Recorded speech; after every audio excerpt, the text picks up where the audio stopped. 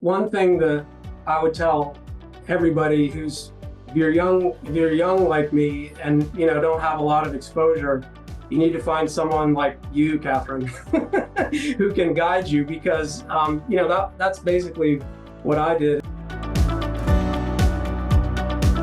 Hello and welcome to Beauty and the Biz, where we talk about the business and marketing side of plastic surgery. I'm your host, Catherine Maley, author of Your Aesthetic Practice, What Your Patients Are Saying, as well as consultant to plastic surgeons to get them more patients and more profits. Now, I'm really excited about this special guest today. It's Dr. Collier Pace, and he's a plastic and reconstructive surgeon in private practice in Greensboro, North Carolina, but he's still fairly new at this. It's been several years. Now, Dr. Pace did his medical training as well as his surgical residency at Virginia Commonwealth University in Richmond, Virginia, followed by a hand and microsurgery fellowship at Southern Illinois University.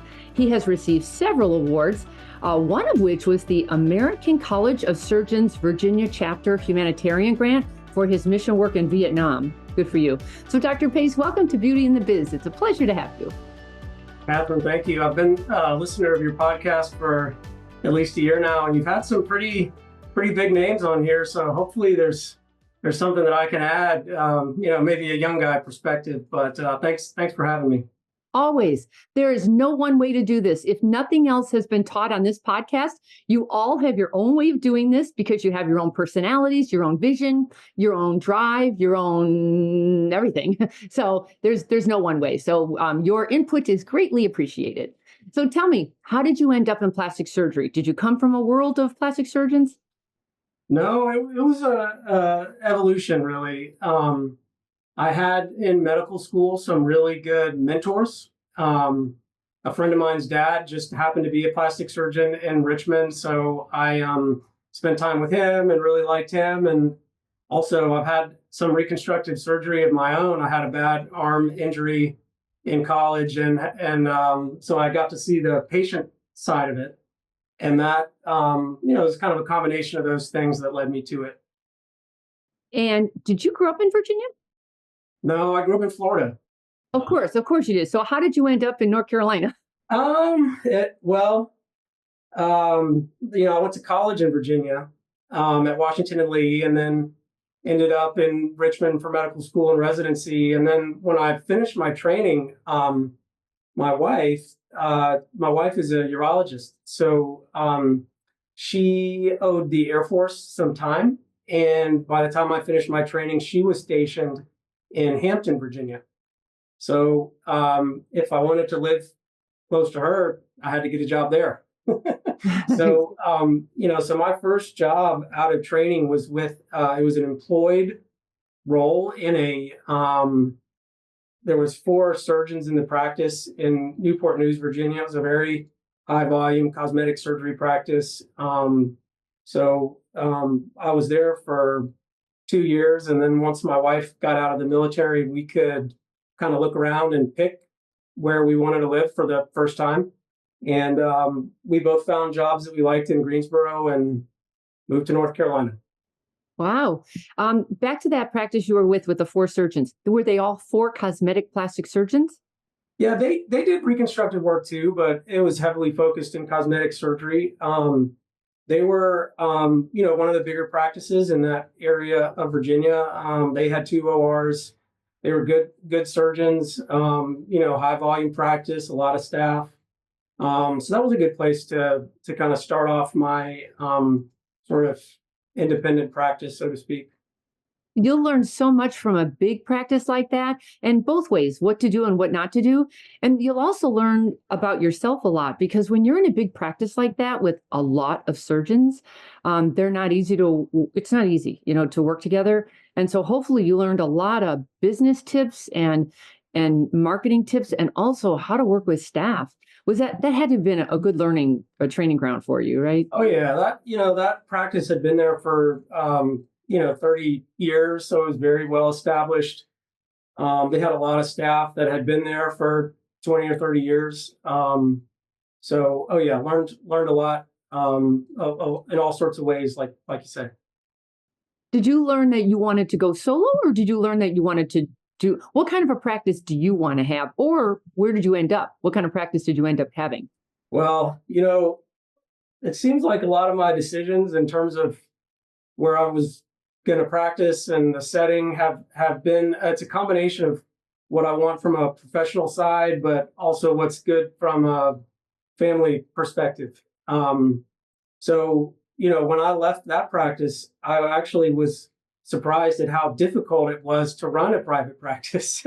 And so my thinking at that time was, well, I'm going to work for a health system and start to make some money.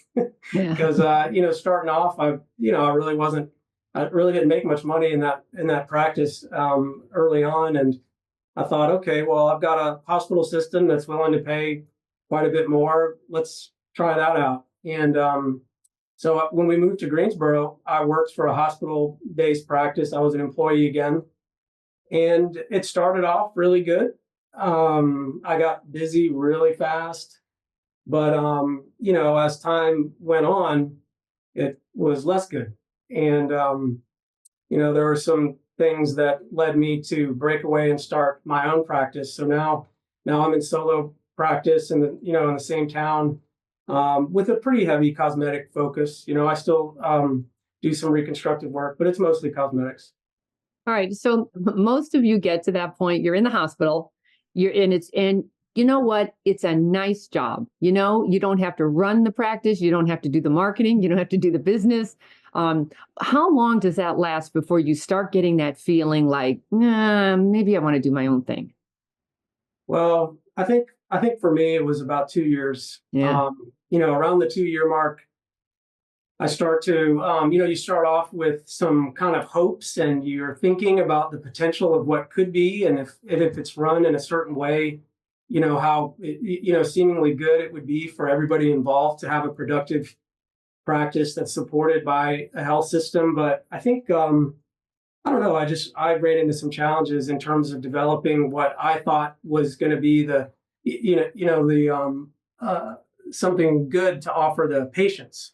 Hmm. I felt like the product in the office globally. I don't know. I just sort of envisioned it being different, and ultimately felt like it was going to be hard to change it. Did you get a lot of surgical experience? Yes. I would say that's the best part. Like some surgeons have been in the army or something like that. You get so much experience, and that's really good to get under your belt right away. So then you don't have to worry about the surgical side as much as the business and marketing side. So, did you have a vision for how you were going to leave the hospital? What were you going to do? What was your plan? Well, basically, I didn't have a non compete. My wife liked her job, likes her group in town that she's still with. Our kids were happy, in school. I have a 7 year old son, 4 year old daughter. So I wanted to stay local. So basically, my thought process was, well, I want to run some numbers to make sure that I'm not making a stupid decision. So I elicited some help to, run some projections on, okay, how much is it going to cost to start a practice if I do it in this way? How much can I anticipate making? And is that going to work? And so that was kind of the starting point. And then, you start looking for office space. Okay, where can I set up shop? And I don't know, it just kind of evolved from there. How do you pick a location? Well, it turns out that there's not a lot of available locations, and Mhm. Greensboro is a pretty small. It's a relatively small town. It's not a big California city where there's just so much to look through. So I mean, I could get a real estate agent, commercial real estate agent, and he could print off a list of 10 options of medical office space to rent, five of which he can cross off right away. And so that was essentially the process. And then it's about, okay, what's the best fit? How much investment is it going to take to get the space ready? What sort of lease terms are the landlords looking for? Is that going to be is that going to work? That kind of thing. Did you have anyone mentoring you or answering any of your questions, or are you kind of winging it at this point? Well, one thing that I would tell everybody who's if you're young like me and don't have a lot of exposure, you need to find someone like you, Catherine, who can guide you because that's basically what I did is I found a consultant and I think that's invaluable or it was and still is invaluable for me to make all these decisions because there's so many decisions that it's almost I think it would have been overwhelming for me if I didn't have at the very least somebody to bounce those things off of. I have surgeon mentors and I would call them and talk to them, but you know, there's only so much that they can do, and they don't know your market, and they only know their experience, or they mostly know their own experience. Where someone like you've worked with a lot of surgeons, heard a lot of surgeon stories, and you could sort of use all that broad expertise to guide people like me. Well, like if I were looking at that, I would say, okay, he's a young guy. He's a great surgeon. He's going to stay put. He likes North Carolina. And then it's a smallish town kind of feel. So do you go a medical center? Do you go in a big medical building? Do you try to find something that's smaller where you could have outside signage where it's more boutique-ish? Did you go through that dialogue at all? Yeah, well, like it kind of the locations narrowed themselves down pretty quickly, just because of availability. And what I started with was a location that I thought was going to be the cheapest to basically I wanted a certain baseline level of niceness to the building and the environment, but I also didn't want to I wanted to try to not blow it out of the water in terms of the initial investment.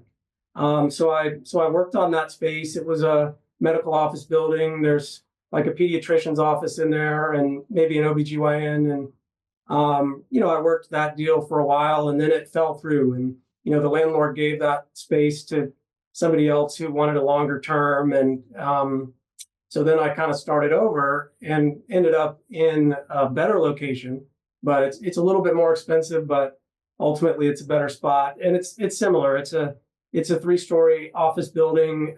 There's outside signage. The surgery center is 300 yards away. There's probably the biggest OBGYN practice in town is on the 3rd floor in the building. There's a couple of there's a pediatrician's office and another OBGYN office on the 2nd floor. So, that's the location I ended up landing on, and it's working out great. Boy, I would milk that OBGYN affiliation to death. I Oh mean, there's yeah, every tummy tuck you ever wanted to do. So, yeah. have you developed any kind of a relationship? Is it at all structured? Is it just like, oh, nice to meet you? I'm over here. Any agreement going on there? Oh well, this is the medical community in Greensboro is small. So my wife goes to that practice. One of her best friends is an OBGYN in that practice. So I've met before I even started. I met with all the docs, and I had worked with a number of them before when I was in with the hospital system. So there was already some familiarity. I did like a Botox afternoon for their staff, where we basically did like a discount for their staff one afternoon. I've done some joint cases with them. There was a patient I worked on recently. She had a hysterectomy and wanted a tummy tuck at the same time. And so, that's a joint patient, and it's easy for her to come to her post-ops because she goes upstairs and sees the OBGYN and then comes down in the elevator and sees me. Yeah, that's lovely. If they have several providers, I assume. Yeah, I think there's 6 or 7 of them. Honestly, I mean, I would just focus so strongly on the 6 to 7. I don't know what that means, like bagels in the morning, stop by for Yeah. lunch, do a little happy hour, whatever it takes to keep in front of them and kind of show off your work too. I'd like to get them into your practice, so they can see your, like, let's say before and after photos and your certificates. And I mean, just develop a relationship is the point. You're not selling anything to anybody, but developing that relationship that they trust you enough to refer to you and they know you're going to take great care of their patients. I mean, you could live off of that. That's word of mouth at the top of its game. Yeah. No, they're great. They're a great group. Yeah, good job on that. So how about the recon? Are you still doing recon or have you gone completely cosmetic? Well, with the health system, I developed a lot of good relationships with the surgeons that did breast cancer surgery and skin cancer, like some of the Mohs surgeons in town. So, when I initially opened the doors, I thought, okay, well, I'm going to try to maintain those relationships because I enjoy doing that work. And it has been hard, admittedly, getting my insurance contracts established. I'm the same guy in the same town doing the same stuff, and I moved down the street, and it takes like 9 months for the for the insurance companies to get their credentials in order. And even after you do it, there's so many complexities to it that I've never fully understood. I still don't totally understand. But that admittedly has been a challenge. I'm still doing my best to make myself available to do that. I want to do it. But there has been a few sort of bumps and speed bumps, so to speak, in terms of the insurance piece. Well, you almost need another staff person just to handle the reimbursement side or the approval side. I would say, though, you might as well now decide who are the easiest ones to work with, who are the best ones to work with. And I mean, I would focus on the top two or three rather than try to be everything to everybody. And maybe just focus on the certain, like breast reconstruction, if that's something you like, if they reimburse well for that. It's just really tough to balance recon with cosmetic. And especially when you're trying to figure out who you are, because then because eventually you're going to say, I don't really want to do recon anymore. And the doctors are going to refer you. And then you're going to feel compelled to say, oh, no, okay, I'll handle that because you always have. So it's just a balance there. So what's the staff? How many staff did you end up with? And what did you think about that, hiring staff people? Yeah. So I started with two staff. I have a RN, a nurse that's kind of like the clinical support, and a front desk coordinator. Okay. And they have been awesome, and they have made it so much easier. I mean, it's still hard, don't get me wrong, but they have done such a good job at sort of adapting to things as we come along.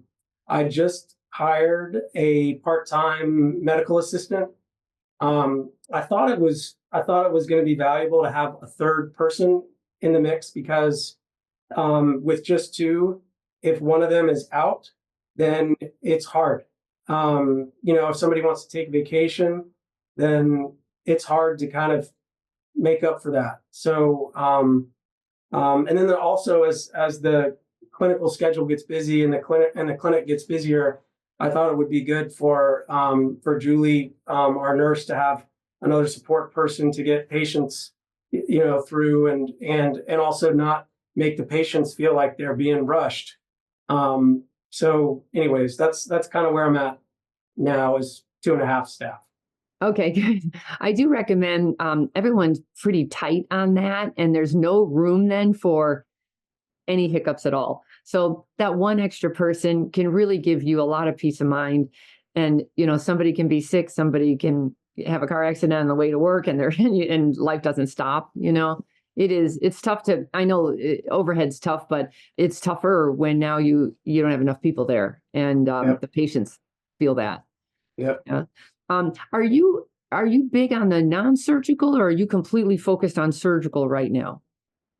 Well, as I open the doors, the surgical piece has taken off a lot faster than the non-surgical piece. I think in Greensboro, anywhere, there's a lot of places where patients can get non-surgical services, med spas. There's a lot of places for that, but there's fewer board certified plastic surgeons that can do the surgery.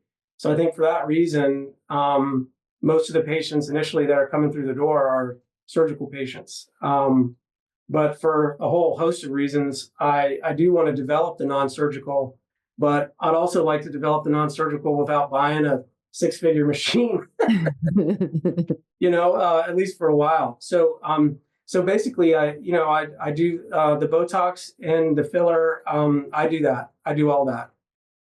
And that's a good differentiator for you too, because the med spas can't say the doctor's doing it. They've got some nurse doing it, and you're the doctor doing it. That's a selling point. Yeah.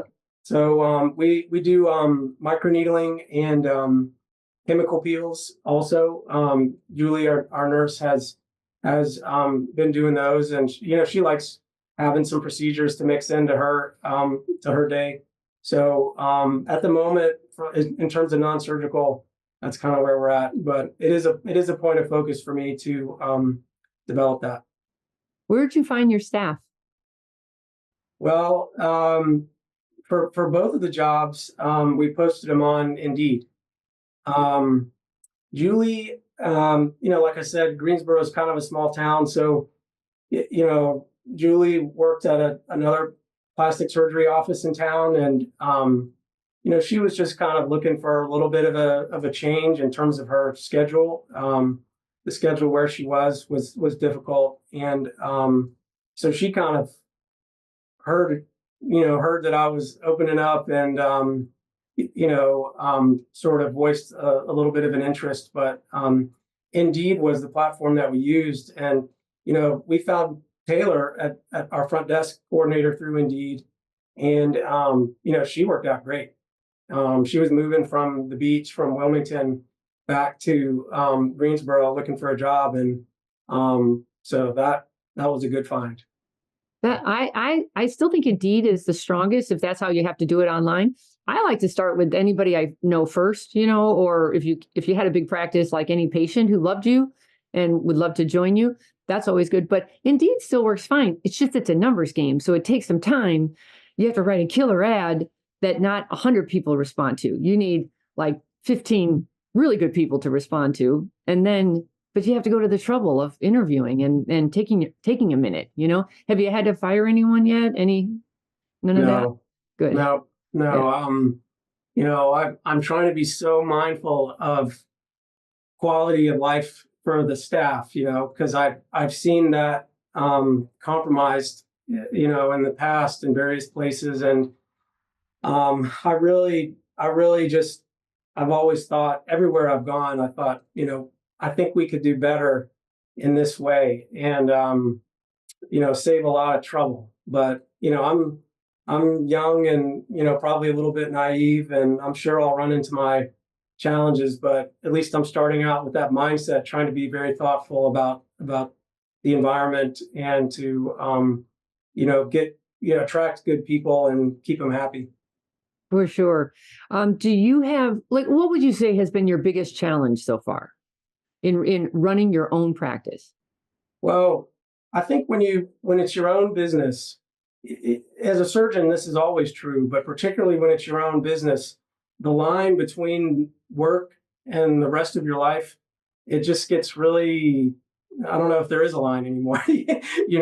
So basically trying to prioritize how I spend my time. I could have a block of, say I have an hour block, and I could pay these bills, or I could do an Instagram video, or I could call some patients, or I could, I don't know, think about what I'm going to do over the weekend with my kids. And I think it has the balancing act of prioritizing different aspects of my life is even more challenging with your own business.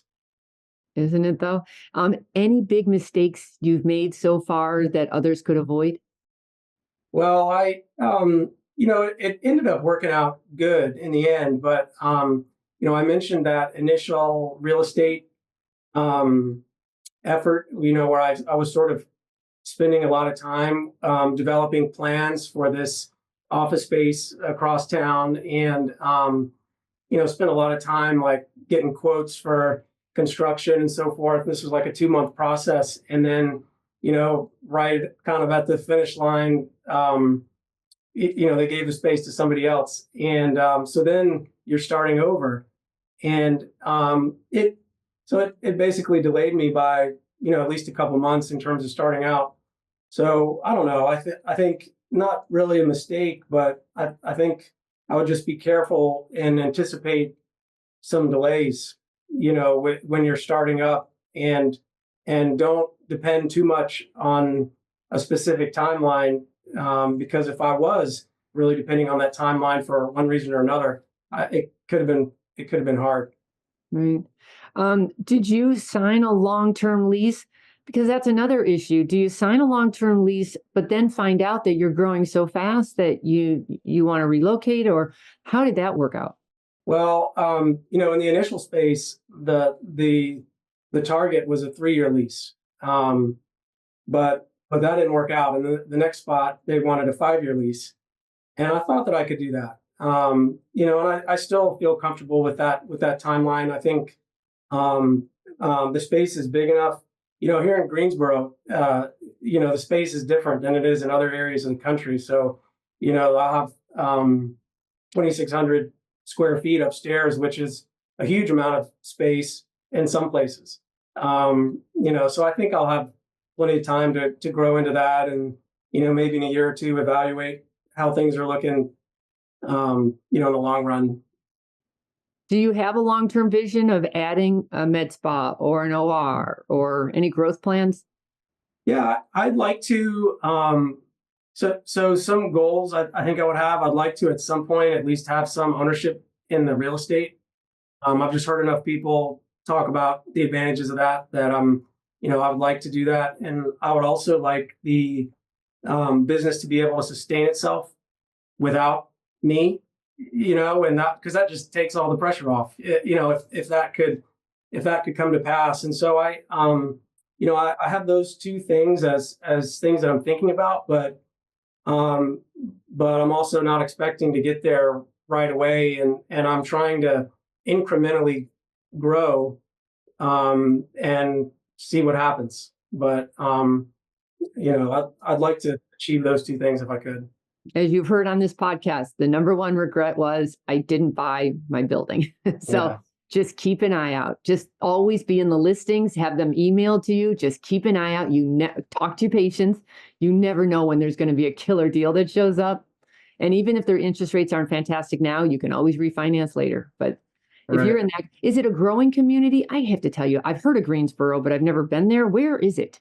Yeah, so it's north of Charlotte. So if you go about an hour and a half north from Charlotte, Oh, okay. that's Greensboro. Winston-Salem and Greensboro are really close together, so that the communities almost blend together a little bit.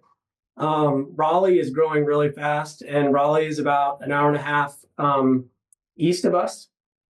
So we're kind of between Charlotte and Raleigh in a way.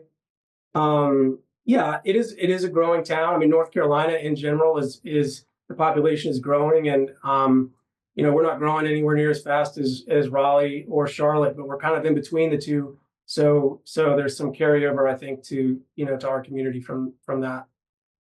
Good. Yeah. It sounds like, well, I know some of California, half of them went to Texas and the other half went to North Carolina. Oh, and Florida. So maybe a third, and third. Yeah. But North Carolina is killer for real estate. Or what? I'm sorry. Are you anywhere near where all the hurricane crazy It's is not going on? far, So Asheville is maybe an hour and a half or 2 hours west of us. So we Okay. didn't get a bad, a real bad impact from this the storm here in Greensboro, but it's not that far away. And I think like a lot of people, I sort of underestimated the impact of that. And where we are, it wasn't bad. That's so crazy. I've been to Asheville twice. So I didn't know you're an hour and a half away from Asheville. Okay, Yeah. that kind of helps. All right. Lovely area. And it's the fall. Well, it was a lovely area. That's just devastating. Isn't it crazy that you can live in one place, not that far away, nothing happens, and the other place is completely devastated? So crazy. Yeah. So on a brighter topic, let's talk about marketing, because one of the biggest issues is now you have your space, you have your staff people, and now you have to fill it up with, patients and procedures. How did you go about building a name for yourself in Greensboro? It sounds like you did some networking. That sounded great. Is that how you did it? Yeah, I think like I said, Greensboro, it's a pretty small town, particularly within the medical community. So, in a roundabout way, I kind of did it the old-fashioned way.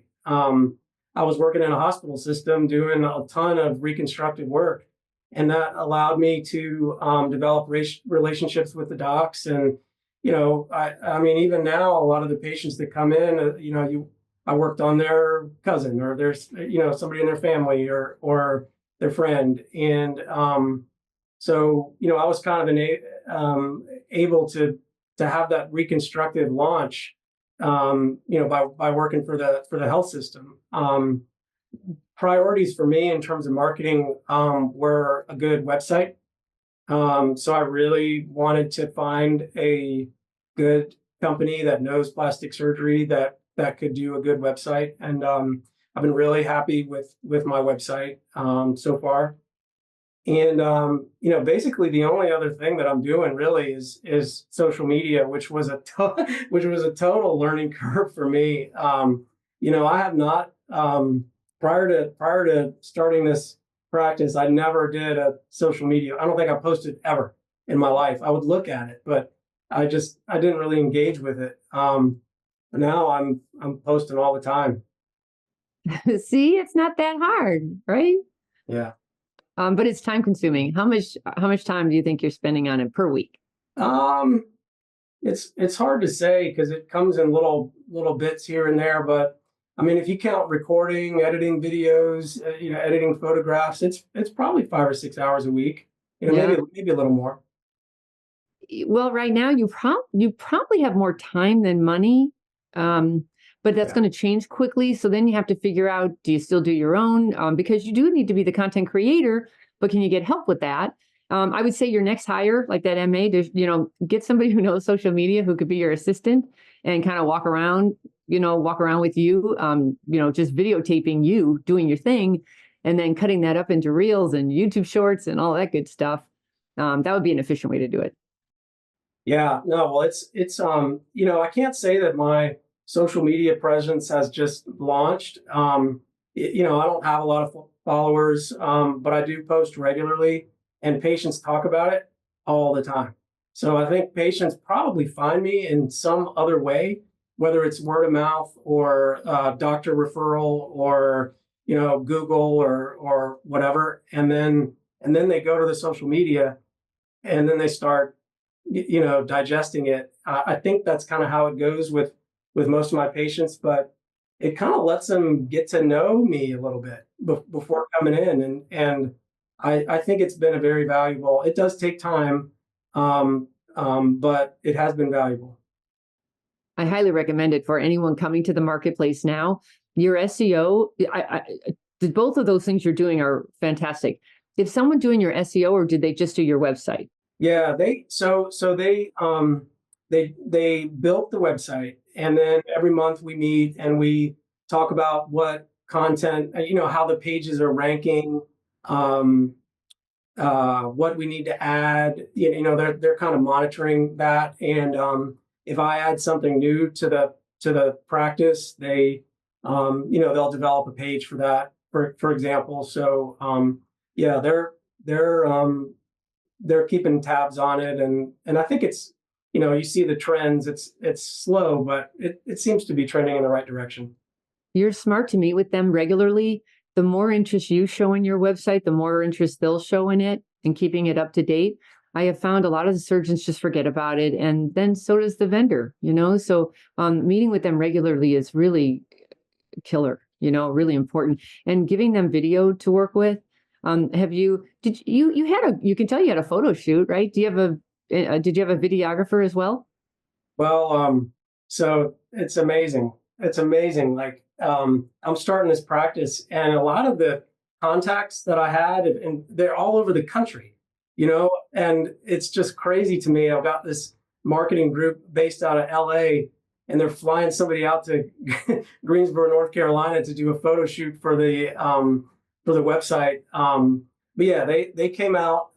It's amazing. It's been a year ago. They came out. We shot some pictures. They took some videos. Um, we're building out an office upstairs to move up there.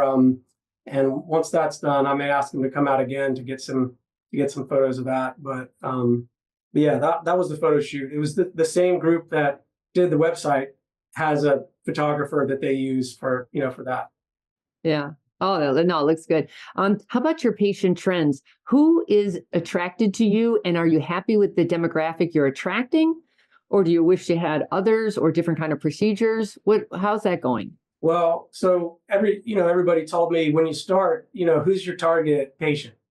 And so I tried to think, and I said, okay, well, I think a mommy makeover would be a good target patient for me. I've got young kids. My wife is she works. She's a surgeon. There might be a lot of common ground, and I've done a ton of breast and abdomen work in the past. So that's kind of what I sort of envisioned as, okay, who are you trying to speak to? But so and that has been effective, and I do have those patients coming through. I love taking care of them. One sort of surprising thing for me has been the amount of facial cosmetic surgery that has come through my office, and I think a big part of the reason why is that I do a lot of it under local anesthesia in the office. I hear you on that one. So it's the aging face patient? Like she wants a facelift under local? Facelift, upper lids. Yep. A lot of that. I can feel it. The patient trend is get me away from general. Like if I don't have to have general, I don't want it. And if I can have it done in a private, entity that's clean and comfortable, and I feel comfortable there, that local is the way to go. I know the patient demand would like, they're not demanding it. They like it though. And it can be a great differentiator for you. Yeah, well, it's just it just seems to be what people want. And I describe all the options. I don't tell them that they need to do it in one place or the other. I say you could do it anywhere you want.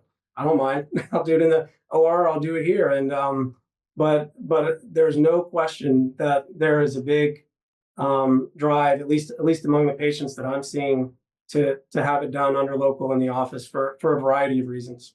Yeah. I just attended a conference and they were doing deep plane facelifts under local or awake. They were doing awake deep plane facelifts. And I have to tell you, I'm still cringing over that. And Yeah. the room was filled, but I just saw the audience looking at it like, oh, I don't know about this. Like that was a little much. I don't need to be awake. I just need it to be done without general anesthesia because I don't wake up well from that. Right. The recovery is a lot faster under local. So, I mean, do what you have to do. But if you have that consumer demand that's asking for it, it sure makes your life easier. You don't need to do a big build out, you don't need to use a surgical center. So, gosh, maybe. Yeah. So tell me, give me a crazy patient or staff story that you've already had that you care to share. Well, if for people that are watching on video, I look kind of young, and I just turned 40, but so You look young.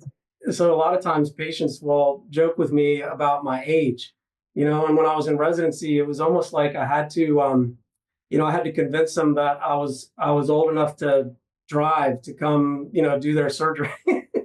But I had a nurse that worked with me in the hospital system. She's like true North Carolina, real big personality. She she was joking with one of the patients, and she was wearing scrubs, and she pulled out her bra strap, and she showed the patient. She says, "You see this bra strap right here? You see this bra? This bra is older than your doctor." And I mean, it's just hilarious. Some of the stuff that comes out in patient rooms sometimes is funny, but that's kind of a staff patient combo funny story. It's gotten so generational because when we all started this, the surgeon was usually much older than the patient. And now things have changed a lot. Time has gone on. And now a lot of the surgeons are much younger than the patient especially the aging face patient. And they're saying to themselves, are you sure you could do this? Like, because you're not even like old enough to be my son, you look even younger than that. That must be tough. Like generationally, how do you develop a trust with someone who's, 3 decades older than you? Well, it for some reason it's never really been a problem. Some patients that may be the first thing they say when I walk into the room. Hey, you look pretty young. And then, I kind of I've had some practice in how I respond to that. And I'm like, yeah, I'm getting old as fast as I can. I don't know what else to do. Actually, that's really funny. That's a good thing to say. It doesn't bother me. And I think, I think I'm kind of, I don't rush, and I'm kind of a straight shooter, so to speak, with the patients. And I think that after they talk to me for a little bit, they're not worried, because they feel comfortable, they feel confident. Julie is a little bit older than me, not a lot older than me, and I think having Julie there, sometimes the patients will look over at Julie, and she's like, oh yeah, he's right, he's telling me right. Yeah. So it's almost like the staff, the dynamic between me and the staff almost further reassures the patient that they're in like a safe environment. So it hasn't been a problem. And it can be kind of funny. All right, last question. Tell us something interesting that we don't know about you. Well, a lot of people don't know that I actually can be funny too. I can do. I'm pretty good at impersonations. Really? Like I'll do voices or pretend to be, celebrities or different Do a people. voice and let me see if I can guess who you are. No, I can't. I can't do it live because once I get going, I may say something that I shouldn't say, and so I can't. I can't do it recorded. But you could go to my Instagram, Okay. and I've got a few. I've got a few on there that are kind of funny. So it's interesting as a surgeon, particularly going through training. It's kind of hard to show your personality sometimes. There's certain expectations in terms of you want to be respectful, and you want to make sure everybody thinks you're taking it seriously. Right. Which you should be. But there has to be some room for some fun as well for everybody to kind of get through it. So anyways, that is something that most people don't know is I can do impersonations. That's what social media is all about. We want to know the real you. We want to know the behind the scenes, who are you? And now I have to go check that out. Oh, by the way, if you have any questions for Dr. Pace, how first of all, what's your Instagram handle? Because we all have to go check that out. Yeah, Instagram is Collier Pace MD. Okay. My email is cpace@greensboroplasticsurgery.com. So I'd say either social media or email, either of those I check those all the time. Fantastic. So with that, we're going to wrap this up. Everyone, this was Beauty in the Biz for this time. If you liked it, please do me a favor and subscribe and leave us a good review so we can grow the audience. And then if you have any questions or feedback for me, please go to my website at catherinemaley.com. I also do a strategic call there if you'd like. And then, or you can DM me on Instagram at Catherine Maley MBA. And with that, thank you so much, and we'll talk again soon. The fastest way to success is to model other successful surgeons who have what you want. But you can only see their results, not the path they took to get there. So you continue to jump from one thing to another, hoping to find something that will work for you too. But it rarely does. So try this shortcut instead. It's guaranteed to move you forward. I compiled my intellectual property to grow cosmetic revenues, everything I've gleaned over the years, into one playbook of the most successful practices and what they do to win. Go to cosmeticpracticevault.com and let's grow your cosmetic revenues.